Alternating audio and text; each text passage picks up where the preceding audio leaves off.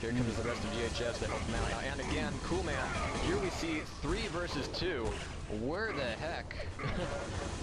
Actually, everybody's in this room. Yep. But There again, we go. it's just the focus fire.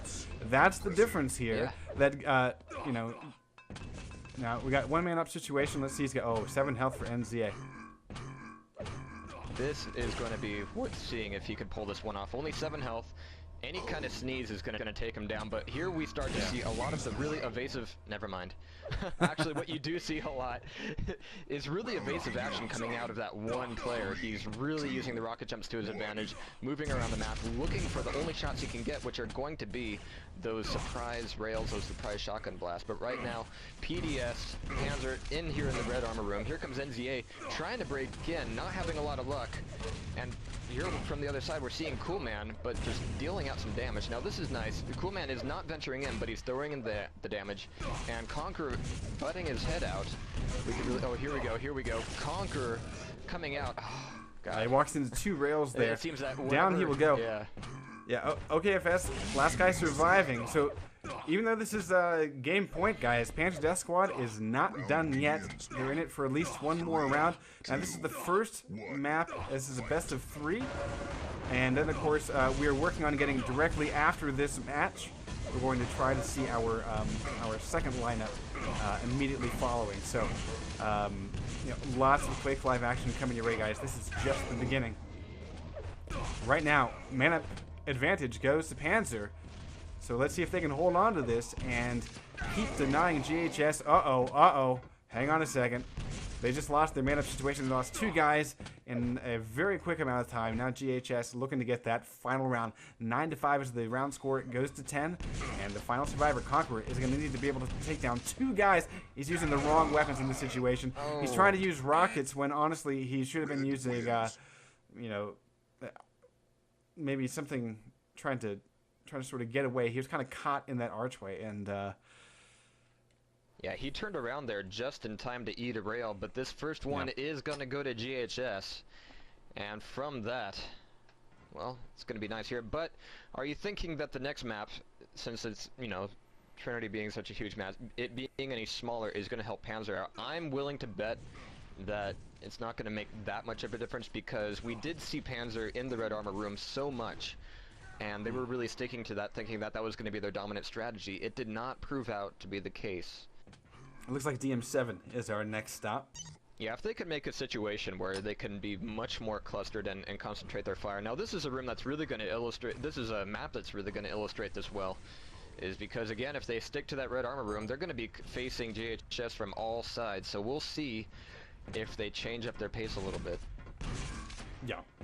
And so let me do a little tour of the map here. Yeah, the red armor room that Jahar was referring to, of course, in Clan Arena, you don't have any items to pick up.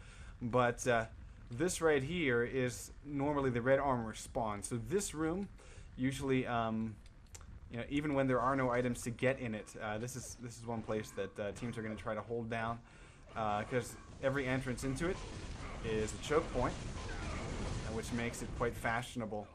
And then of course another popular spot. Actually, you know, strangely enough, sometimes we see that this rocket launcher room, which is an item that normally spawns here, but this room sometimes becomes interestingly contentious in Clan Arena. And then of course the other side, the other major side of the map is normally where the quad damage spawns in Team Deathmatch on this tile.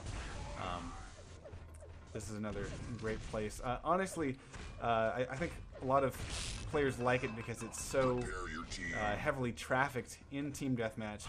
You learn the angles and things like that, so you tend to kind of stick to what you know. We're gonna go live here right now, and so this first round is beginning in 3. 3, 2, 1. Now this we saw 2 members of gHs spawning in the red room, but they abandoned it and instead decided to hang out in the corridors and come back in for that kind of attack. Now this is going to be a map where, as you said, you really need to know the angles, and it's going to be all about the setup, so map knowledge is going to be vital at this point.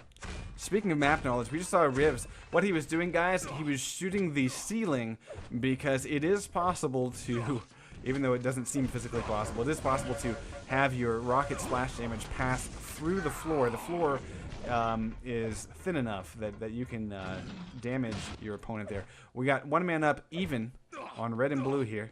So we're going to see Conqueror, though, yet to take a single lick of damage. Spit shiny. Yeah.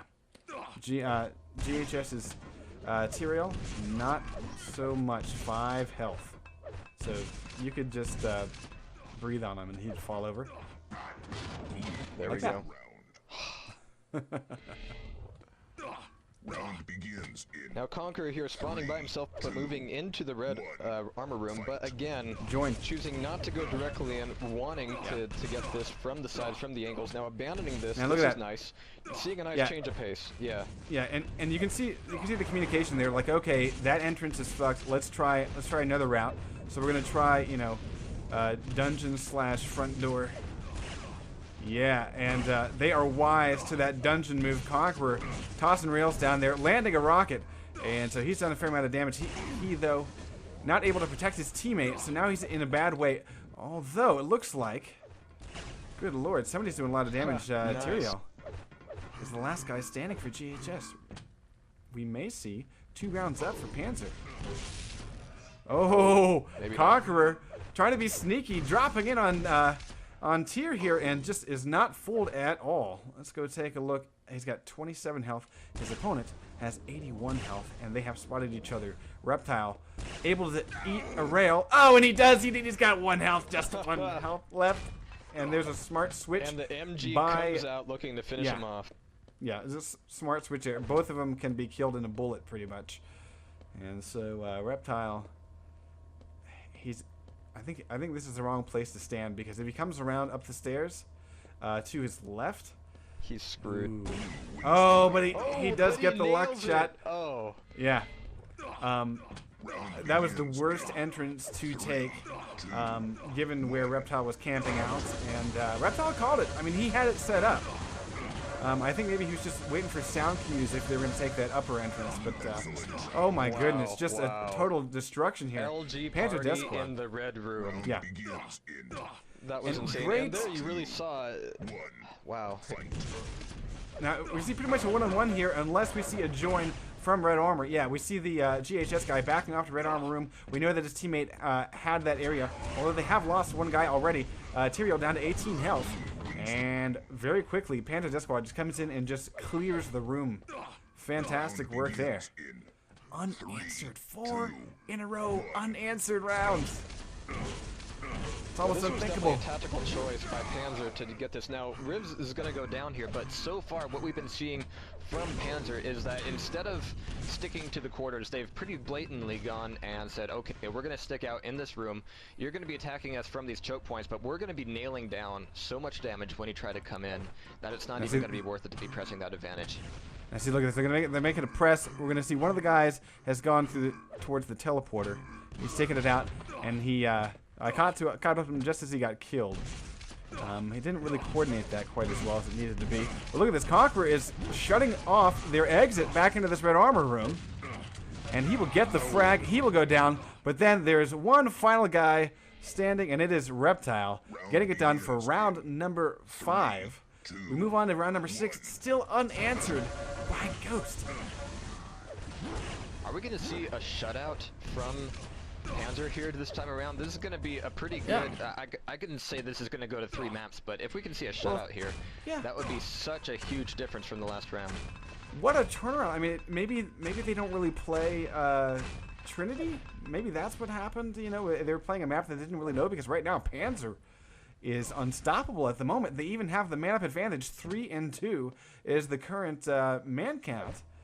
And I'm gonna go find where NZA is fighting for his life, getting railed. A great peak rail. We got oh man behind him. Let's take a look. Oh, he fell down at the wrong time. Yeah, that was a huge mistake. That was bad timing. Well, he fell down and he was like, oh shit, I just left my teammate up there. And he's about to get destroyed. Let me rocket jump back up. But by that time, his teammate was dead and he was shaft fodder. 6-0, completely unanswered here. But it's back the other way from what we saw last time. There's number 7. Oh my goodness. Panzer Death Squad, apparently maybe they just needed to warm up. Because guys, the first map went pretty handily to Ghost Squad. But now Panzer Death is just